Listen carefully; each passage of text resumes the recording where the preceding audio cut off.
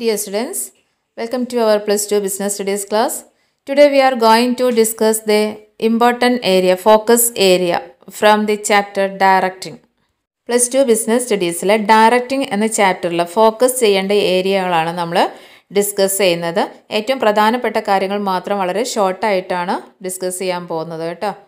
Firstly, we shall discuss what is directing. Directing function of management refers to the process of instructing, guiding, counseling, motivating and leading people in an organization to achieve its objectives.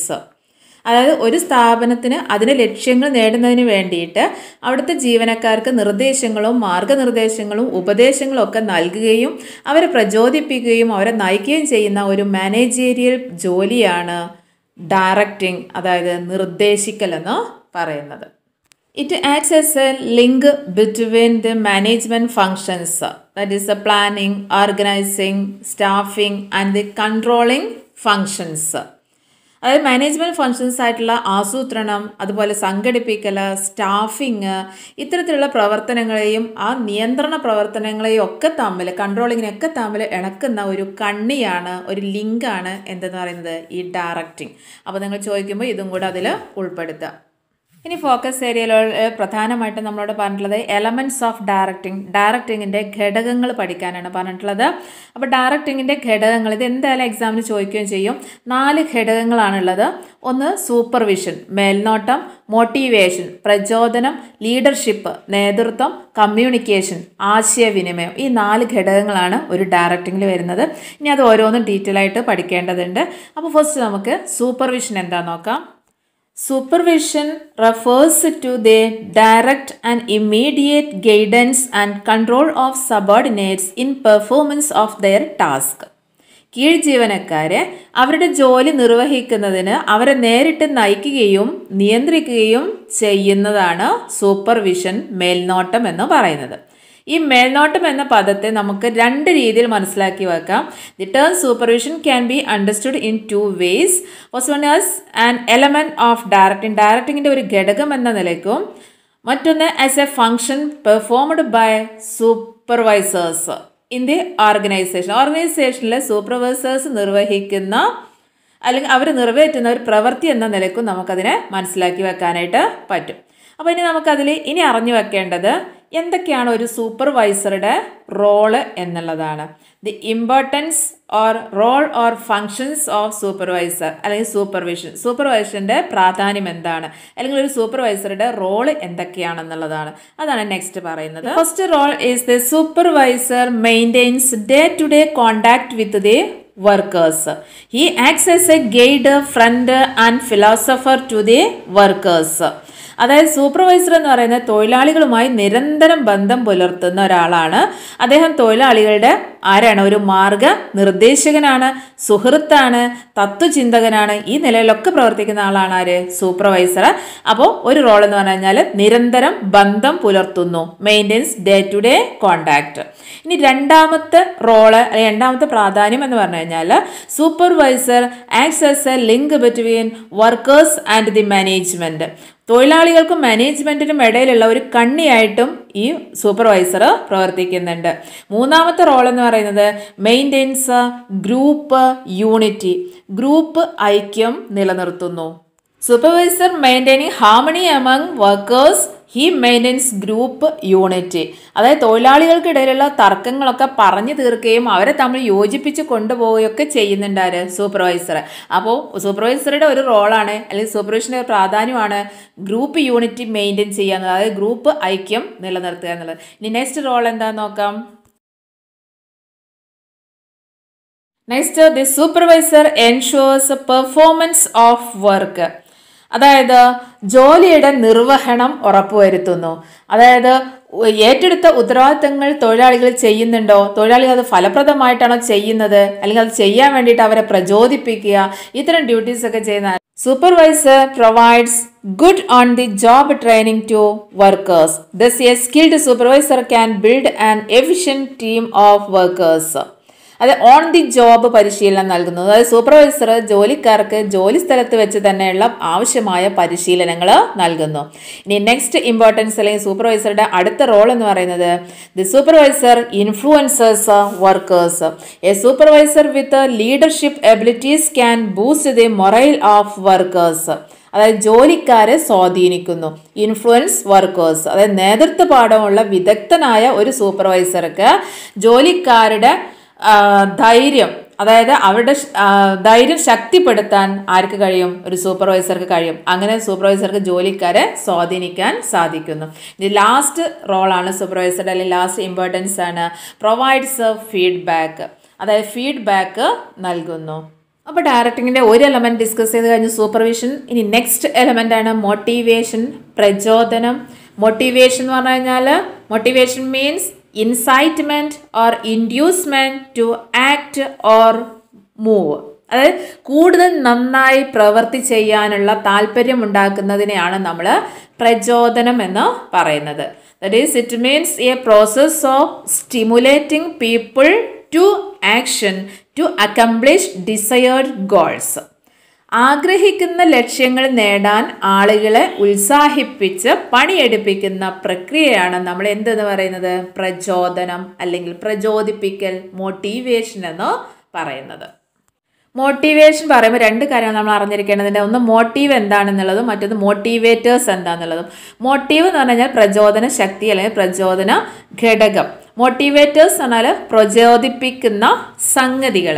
അപ്പോൾ motive എന്ന് പറഞ്ഞു കഴിഞ്ഞാൽ it is an inner state, drive or impulse that energises, activates and directs individuals to achieve certain goals. അതൊരു നിശ്ചിത ലക്ഷ്യം നേടുന്നതിന് വേണ്ടിയിട്ട് വ്യക്തികളുടെ അന്തസത്തയെ ഉദ്ദീപിപ്പിക്കുന്ന പ്രചോദിപ്പിക്കുന്ന ഘടകങ്ങളെയാണ് എന്തെന്ന് പറയുന്നത്? ഈ പ്രചോദന ശക്തി, അത് മോട്ടീവ് എന്ന് പറയുന്നത്. ഇപ്പോൾ എക്സാമ്പിളായിട്ട് പറയുകയാണെങ്കിൽ നമുക്ക് നല്ല വിശപ്പുണ്ടാകുന്ന സമയത്ത് നമ്മൾ ഭക്ഷണം കഴിക്കുന്നു അല്ലേ?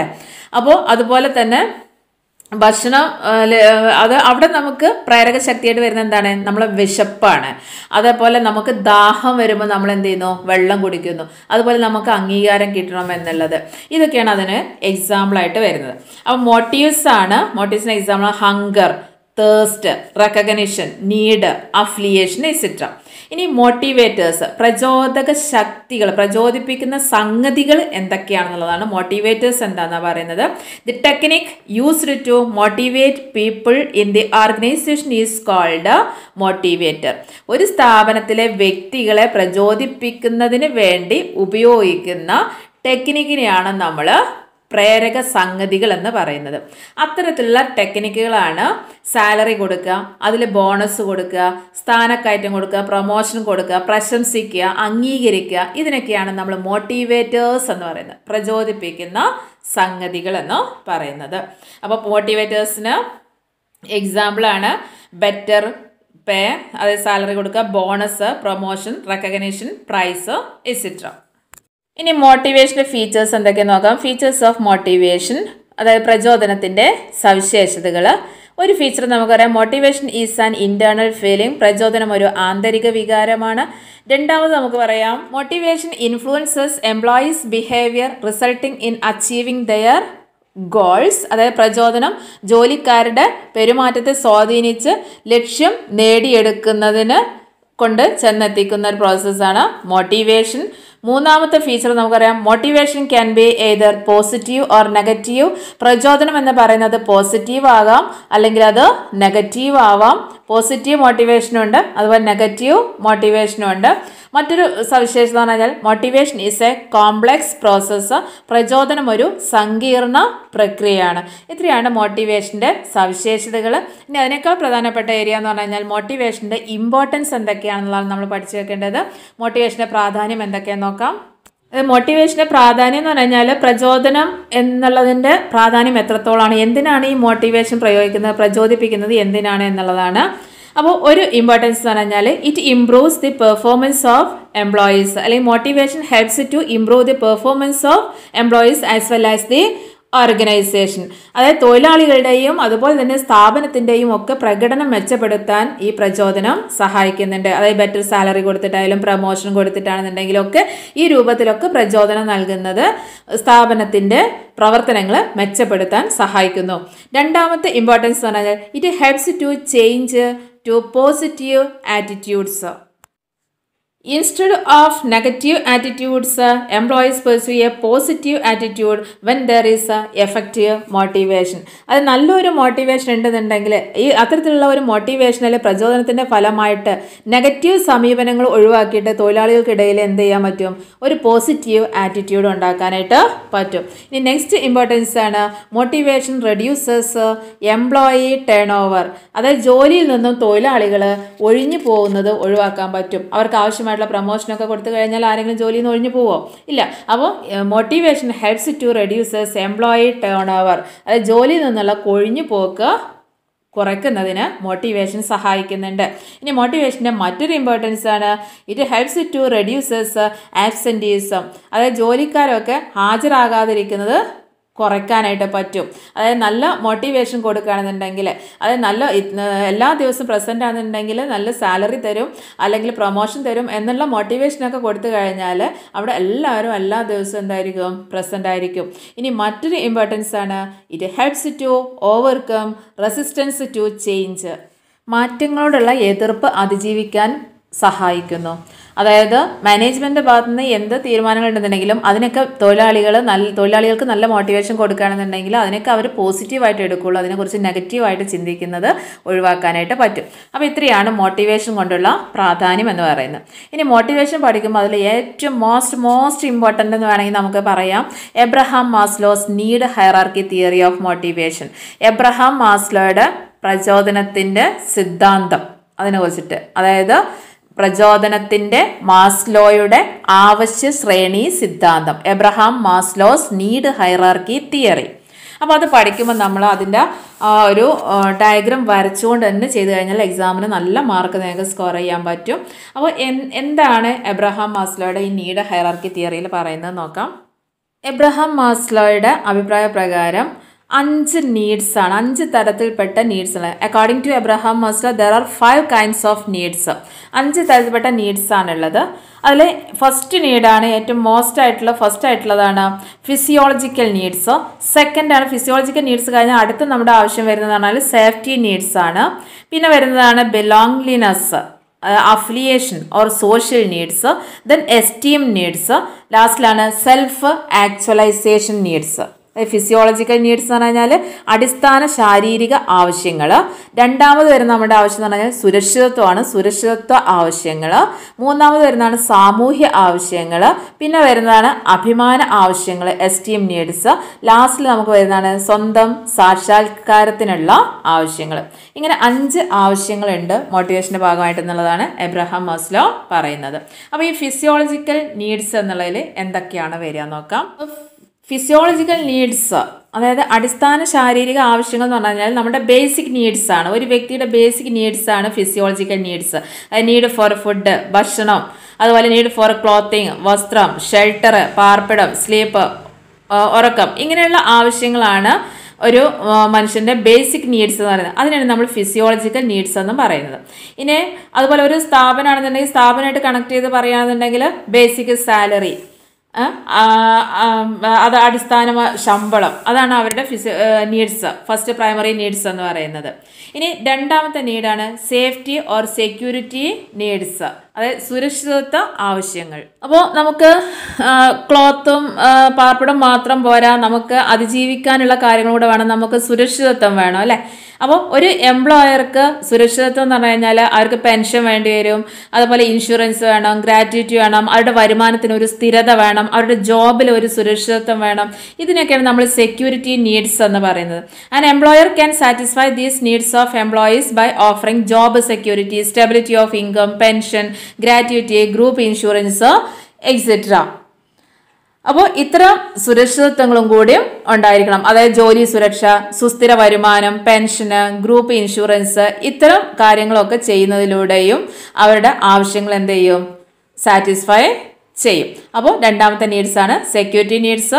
ഇനി മൂന്നാമത്തെ നീഡാണ് സോഷ്യൽ നീഡ്സ് അല്ലെങ്കിൽ അഫിലിയേഷൻ അല്ലെങ്കിൽ ബിലോങ്ങിങ് നീഡ്സ്, സാമൂഹ്യ ആവശ്യങ്ങൾ. അതായത് സോഷ്യൽ നീഡ്സ് എന്ന് പറഞ്ഞാൽ social needs refers to love and affection, friendship, sense of belonging, acceptance by others. അതായത് ഇതൊക്കെ മനുഷ്യൻ്റെ സാമൂഹിക ആവശ്യങ്ങളാണ് അല്ലേ. അതായത് മറ്റുള്ളവർ അംഗീകരിക്കപ്പെടണം, മറ്റുള്ളവർ സ്നേഹിക്കണം, അതുപോലെ ഫ്രണ്ട്ഷിപ്പ് വേണം, സ്നേഹിക്കപ്പെടണം, സൗഹൃദം വേണം. ഇങ്ങനെയൊക്കെയുള്ള ആവശ്യങ്ങളാണ് നമ്മൾ സോഷ്യൽ നീഡ്സ് എന്ന് പറയുന്നത്, സാമൂഹ്യ ആവശ്യങ്ങൾ. ഇനി അടുത്തതാണ് അഭിമാന ആവശ്യങ്ങൾ, അതായത് എസ്റ്റീം നീഡ്സ്. എസ്റ്റീം നീഡ്സ് പറഞ്ഞാൽ it include desire for status, prestige, dignity, self respect, respect from others etcetera. അതായത് അഭിമാന ആവശ്യം, എസ്റ്റീം നീഡ്സ് എന്ന് പറഞ്ഞു കഴിഞ്ഞാൽ സ്വാഭിമാനം, ആത്മവിശ്വാസം, അതുപോലെ സമൂഹത്തിൽ തനിക്ക് നല്ല വില കൽപ്പിക്കുന്നുണ്ട് എന്നൊരു തോന്നൽ, മറ്റുള്ളവർ ബഹുമാനിക്കുന്നുണ്ട് എന്നുള്ളൊരു തോന്നൽ, മറ്റുള്ളവരുടെ അംഗീകാരം ലഭിക്കുക, അതുപോലെ എന്തെങ്കിലും ഡിസിഷൻസ് ഒക്കെ എടുക്കുന്ന തീരുമാനങ്ങളൊക്കെ എടുക്കുമ്പം അതിൽ ഉൾപ്പെടുത്തുക. ഇങ്ങനെയുള്ള ആവശ്യങ്ങളെയാണ് നമ്മൾ, അതിൽ നിന്നൊക്കെ സാറ്റിസ്ഫാക്ഷൻ കിട്ടും അല്ലേ. അപ്പോൾ ഇത്തരത്തിലുള്ള ആവശ്യങ്ങളാണ് നമ്മൾ എസ്റ്റീം നീഡ്സ്, അഭിമാന ആവശ്യങ്ങൾ എന്ന് പറയുന്നത്. ഇനി അതിൽ ലാസ്റ്റ് നീഡാണ് സെൽഫ് ആക്ച്വലൈസേഷൻ നീഡ്സ്, സ്വന്തം സാക്ഷാത്കാരത്തിനുള്ള ആവശ്യങ്ങൾ. സെൽഫ് ആക്ച്വലൈസേഷൻ നീഡ്സ്, അതായത് സ്വന്തം സാക്ഷാത്കാരത്തിനുള്ള ആവശ്യങ്ങൾ എന്ന് പറഞ്ഞാൽ it is the highest level of need in the hierarchy. നമ്മുടെ ഈ ഹൈറാർക്കിയിലെ ഏറ്റവും ഹയസ്റ്റിൽ കിടക്കുന്നതാണ് ഒരു നീഡാണ് ഏത്, ഈ സ്വന്തം സാക്ഷാത്കാരത്തിനുള്ള ആവശ്യങ്ങൾ, സെൽഫ് ആക്ച്വലൈസേഷൻ നീഡ് എന്ന് പറയുന്നത്. It refers to the desire to become what one is capable of becoming. അതായത് ഒരാൾക്ക് എത്രത്തോളം എത്തിപ്പിടിക്കാൻ പറ്റുമോ, എത്രത്തോളം എന്തൊക്കെ ആയി തീരാൻ പറ്റുമോ ആ ആയി തീരാനുള്ള ആഗ്രഹത്തെ, എത്തിപ്പിടിക്കാനുള്ള ആഗ്രഹത്തെയാണ് സ്വന്തം സാക്ഷാത്കാരത്തിനുള്ള ആവശ്യങ്ങൾ എന്ന് പറയുന്നത്. അപ്പോൾ ഇത്രയാണ് അബ്രഹാം മാസ്ലോയുടെ നീഡ് ഹൈറാർക്കിയിൽ വരുന്ന കാര്യങ്ങൾ. അപ്പോൾ ഇത് ഏറ്റവും ഇമ്പോർട്ടൻ്റ് ആണ്. ഈ ചാർട്ട് വരച്ചുകൊണ്ട് തന്നെ നിങ്ങൾ ഓരോന്നായിട്ട് എക്സ്പ്ലെയിൻ ചെയ്ത് എഴുതുക. അതായിരിക്കും കൂടുതൽ മാർക്ക് സ്കോർ ചെയ്യാനുള്ള വഴി എന്ന് പറയുന്നത്. ഓക്കെ, അപ്പോൾ ഇനി അടുത്ത ഭാഗം നോക്കാം. ഇനി അബ്രഹാം മാസ്ലോയുടെ ഈ നീഡ് ഹൈറാർക്കി തിയറിയുടെ അനുമാനങ്ങൾ, അതിൻ്റെ സിദ്ധാന്തങ്ങൾ എന്തൊക്കെ നോക്കാം, അതായത് അതിൻ്റെ അസംഷൻസ് എന്തൊക്കെ നോക്കാം. ഒന്ന് പറയുന്നത് ബിഹേവിയർ ആണ്. അതായത് people's behaviour is based on their needs. അതായത് ജനങ്ങളുടെ പെരുമാറ്റം എന്ന് പറയുന്നത് അവരുടെ ആവശ്യങ്ങളെ അടിസ്ഥാനപ്പെടുത്തിയിരിക്കുന്നു എന്നുള്ളതാണ്. അതിൻ്റെ അടിസ്ഥാനത്തിലാണ് ഈ 5 ആവശ്യങ്ങൾ വന്നിട്ടുള്ളത്. രണ്ടാമത് അസംഷൻ എന്ന് പറഞ്ഞു കഴിഞ്ഞാൽ അതൊരു ഹൈറാർക്കിക്കൽ ഓർഡറാണ്, ക്രമാനുഗതമായ ശ്രേണിയാണ്. അതായത് needs R arranged in A hierarchical order. It starts with basic needs and ends with the higher level needs. അതായത് ആവശ്യങ്ങൾ എന്ന് പറഞ്ഞാൽ ഒരു ക്രമത്തിലാണ് ആ ശ്രേണിയിൽ ക്രമീകരിച്ചിരിക്കുന്നത്. അതായത് അടിസ്ഥാന ആവശ്യങ്ങളിൽ നിന്നും തുടങ്ങി ഉയർന്ന തലത്തിലുള്ള ആവശ്യങ്ങളിലാണ് എന്ത് ചെയ്യുന്നത്, അവസാനിക്കുന്നത്. അപ്പോൾ അത് അതിനൊരു അസംഷനാണ്. ഇനി അടുത്തത് എന്ന് പറഞ്ഞു കഴിഞ്ഞാൽ സാറ്റിസ്ഫൈഡ് നീഡ്സ് ആണ് ഉള്ളത്. അതായത് തൃപ്തമാക്കപ്പെട്ട ആവശ്യങ്ങളാണ്. A satisfied need can no longer motivate a person, only next higher level need can motivate him. അതായത് ഒരു ആവശ്യം ഒരു വ്യക്തിയെ തുടർന്ന് പ്രചോദിപ്പിക്കുകയില്ല. അതായത് അടുത്ത ഉയർന്ന തലം എവിടെയാണോ ആ തലത്തിലുള്ള ആവശ്യമാണ് തുടർന്ന് അയാളെ പ്രചോദിക്കുക. അതായത് ഒന്നിൽ നിന്നും അയാൾക്ക് വേണ്ട കിട്ടില്ലെങ്കിലും അടുത്തിൽ നിന്നും അയാൾക്ക് എന്ത് ചെയ്യും, സാറ്റിസ്ഫൈഡ് ആവാനായിട്ട് പറ്റും. ഇനി അടുത്ത അസംഷൻ എന്ന് പറഞ്ഞാൽ ലോവർ ലെവൽ നീഡ്സ് ആണ്, താഴ്ന്ന തലത്തിലുള്ള ആവശ്യങ്ങളുണ്ട്. അതായത് after the lower level needs are satisfied, താഴെ തലത്തിലുള്ള നീഡ്സ് എല്ലാം സാറ്റിസ്ഫൈ ചെയ്ത് കഴിഞ്ഞാൽ a person moves to the next higher level of hierarchy of needs.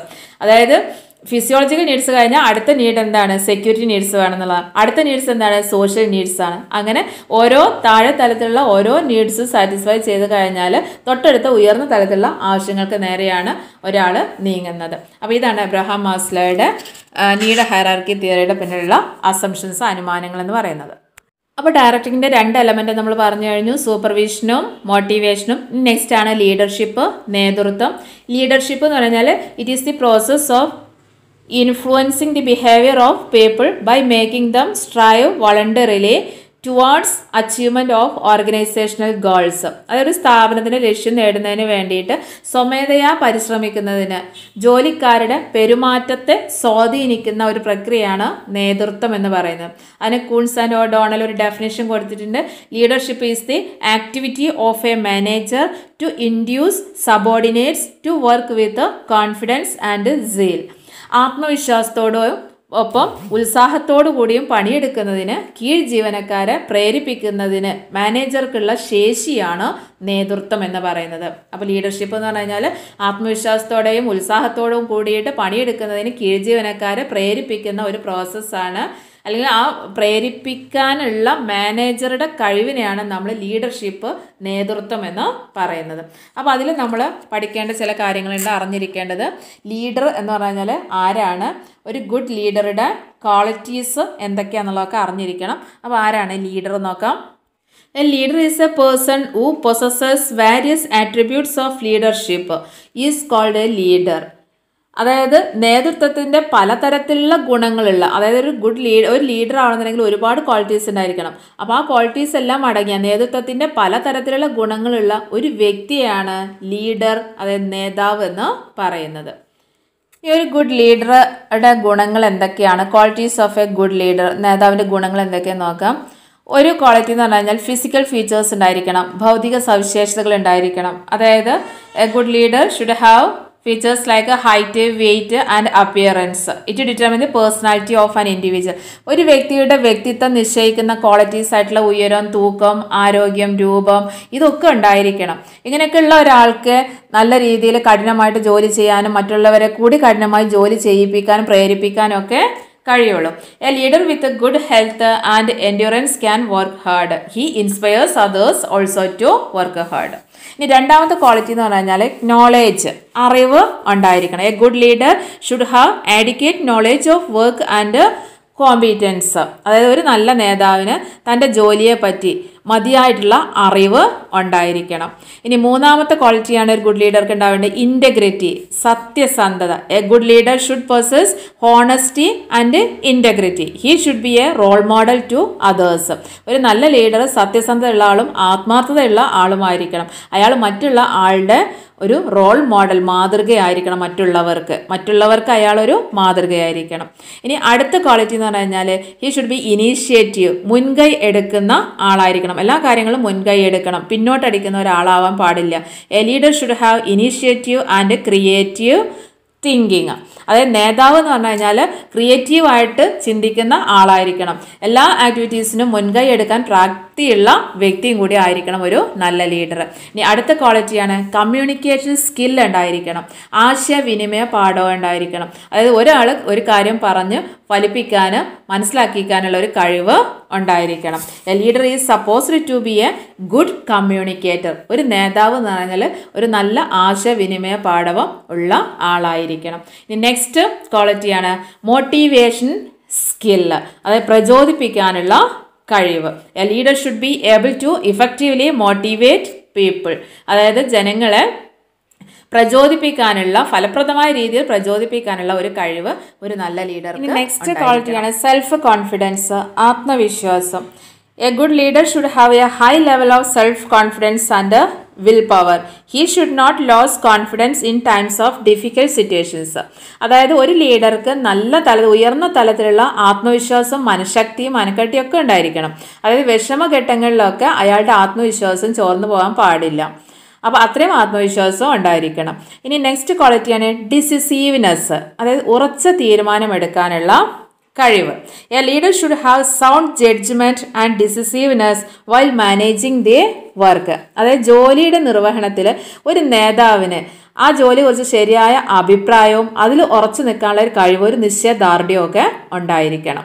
ഇനി ലാസ്റ്റ് ക്വാളിറ്റിയാണ് സോഷ്യൽ സ്കില്ല്, സാമൂഹ്യ കഴിവുകൾ. അതായത് ആളുകളായിട്ട് ഇടപഴകാനുള്ള കഴിവുണ്ടായിരിക്കണം, സോഷ്യൽ സ്കില്ല് ഉണ്ടായിരിക്കണം. A leader should B sociable and friendly with his colleagues and followers.